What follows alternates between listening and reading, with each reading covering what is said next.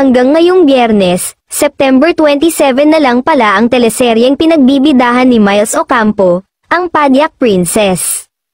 Say ng source, maganda naman daw ang rating at maituturing na isa sa malakas na programa ng TV5, pero yun nga, nanghihinayang na hindi na ito ini-extend pa.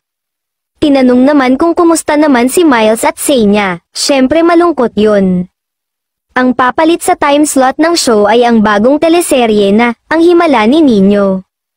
Madami ang nagulat na may ganito na palang serye at sa Monday na ang pilot, ang nangyari. Instead daw na magpa-mediacon, nag-school tour raw sila.